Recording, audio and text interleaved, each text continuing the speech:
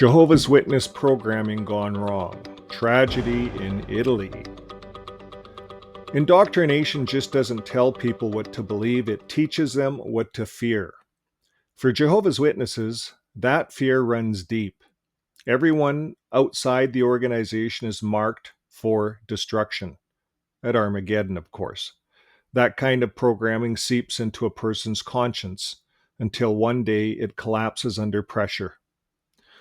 What you're about to hear is a real tragedy from Italy, where Watchtower's control over the human mind may have played a part in something unthinkable.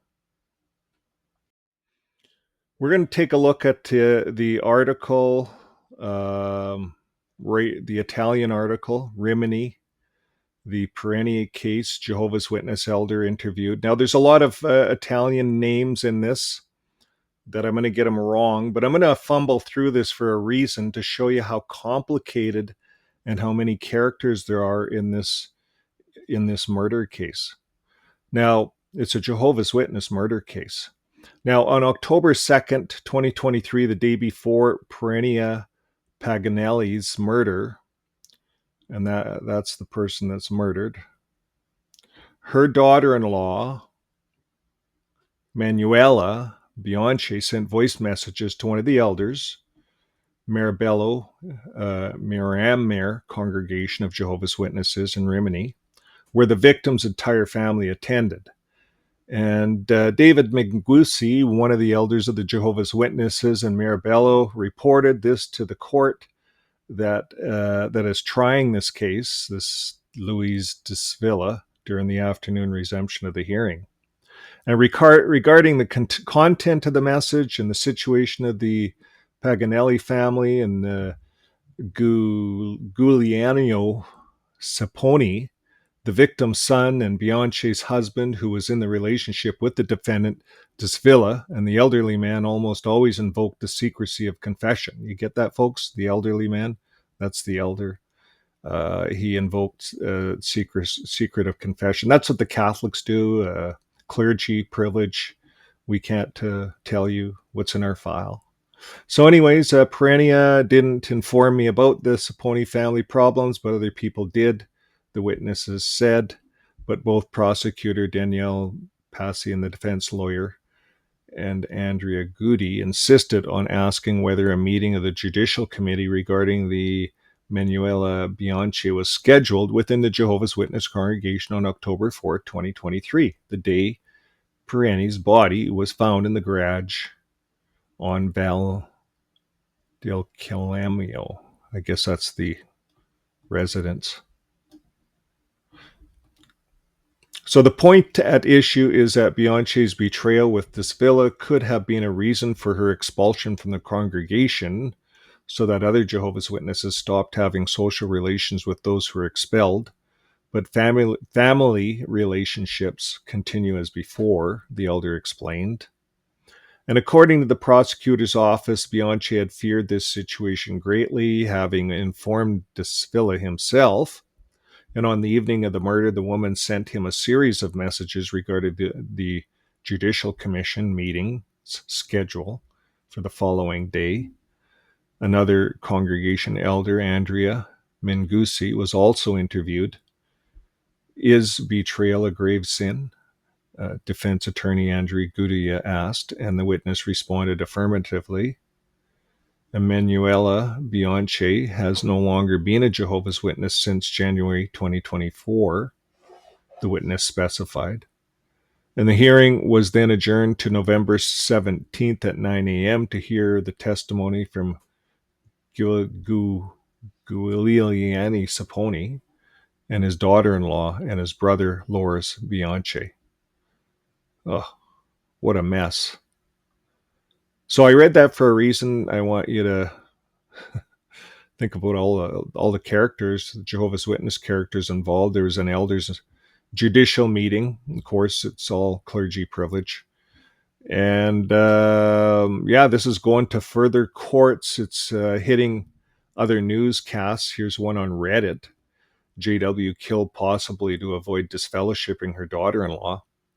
Disturbing news development. So They kind of explained it here that this woman had a son named Saponi who was married to Bianche, also a Jehovah's Witness, and this Manuela was cheating on her husband with Desvilla.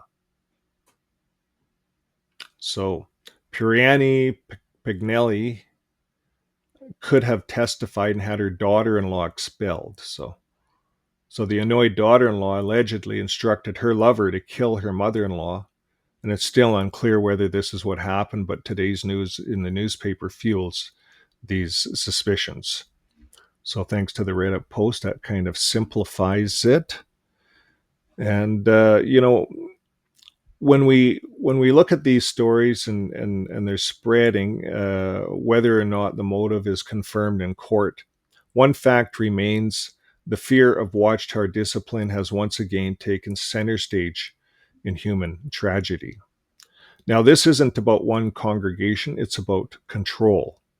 And when you're taught that losing your congregation means losing everyone you love and that loves you, your entire emotional survival becomes tied to obedience. And in that kind of environment, guilt, shame, and fear, they fuse together. And when that pressure explodes, people do things they'd never imagined. And this is what I mean when I say Watchtower programming gone wrong. It isn't just theology, it's psychological conditioning. And when it breaks, the results are often devastating. Now, we share these stories not to attack, but to warn. Religious control can twist love into fear and faith into violence. Awareness saves lives. Live your life with love. My name is Vern. This is Fixing My Faith. We'll see you on the next video. Bye for now.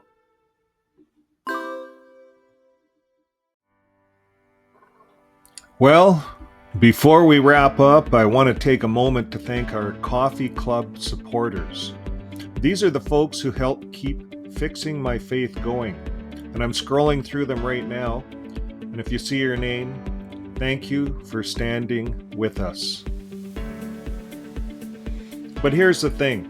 The best way you can support us is absolutely free. Over almost 60% of our viewers are not subscribed. So if you've been watching and getting value out of these videos, hitting that subscribe button tells YouTube to share this with more people who need it. So subscribe, like, and share. And we also run a completely free community. It's called ExJWFriends.com. That's where you can find it on the website, ExJWFriends.com. And then on the website, once you go there, there's a link to the private Discord channel. And that's where people have a lot of fun. People share their stories, they get support, and they can connect without judgment. That's what happens there. There's also people that will help coach, life coaches, counselors. There's all kinds of support at ExJW Friends. And if you're waking up or just need to talk it out, that's where you want to go. So here's a link on screen in case you want to find it. And we also put a link in the descriptions of all of our videos. You can just go right down there and hit the link to the Discord community.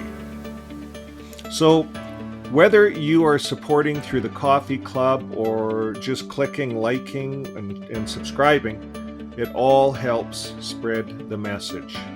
And we want you to know that we appreciate you. Live your life with love, and I'll see you on the next video. Bye for now.